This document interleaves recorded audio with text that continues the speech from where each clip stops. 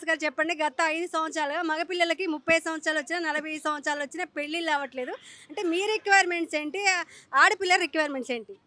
So మాకు requirements ఏమో జనరల్‌గా ఇప్పుడు మాకు ఆడపిల్ల దొరకడమే కష్టంగా ఉంది. సో మెయిన్ రిక్వైర్మెంట్ వచ్చి ఆడపిల్లల దగ్గరే ఉంది. వాళ్ళు ఏదైనా మేజర్‌గా వచ్చేసి అందరికీ కూడా కంపల్సరీ అబ్బాయి హైదరాబాద్‌లో ఉండాలి. వీకెండ్ సినిమాకి తీసుకెళ్ళాలి. పక్కన అమ్మానాన్న ఉండొద్దు, ఆడపడుచులు ఉండొద్దు, తమ్ముళ్ళు ఉండొద్దు, సోలోగా ఉండాలి. ఈ రిక్వైర్మెంట్స్ బాగా ఎక్కువైతున్నాయి. అలాగే 5 డిజిట్స్ సాలరీ అడుగుతున్నారు ఖచ్చితంగా. అందరికీ పాసిబుల్ కాదు.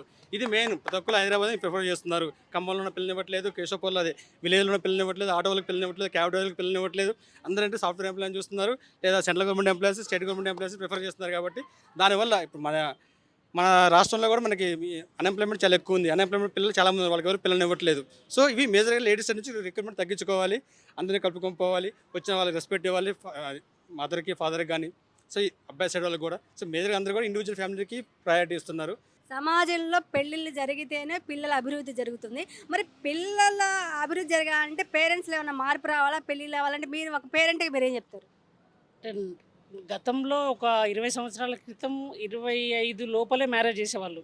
ఎందుకంటే ఏజ్ ఉన్నప్పుడే పెళ్లి చేసుకోవాలి, ముద్దు ముచ్చట అనేది అప్పుడే అనుభవించాలి అనేది ఉండేది.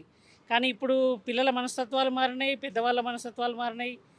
సెటిల్డ్ అయి ఉంటేనే చేసుకుందాం అనేసరికి సెటిల్డ్ అయ్యేసరికి 35 సంవత్సరాలు అవుతుంది. అప్పటి వరకు సగం జీవితం ఖాళీ.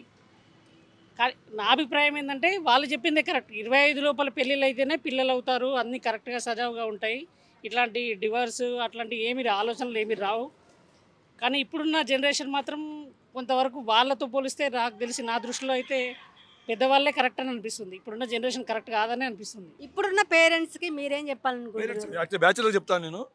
సోలో బ్రతికే సో బెటర్. సోలో బ్రతికే సో బెటర్ అని అంటున్నారు. అది నిజం అది. ఎందుకంటే ఇద్దరు కలిసి రోజు అరుచుకొని లేకపోతే ఒక నాది నడవాలి లేకపోతే నా మాట నడవక నా మాట నగ్గాలి అనే ఈ సమాజంలో, ఈ ఫైటింగ్ ఈ సమాజంలో ఎవరి బతుకు వాళ్ళు బతుకుతున్నది సమాజంలో ఇంకా హాయిగా ఉంటుందని నా ఉద్దేశం.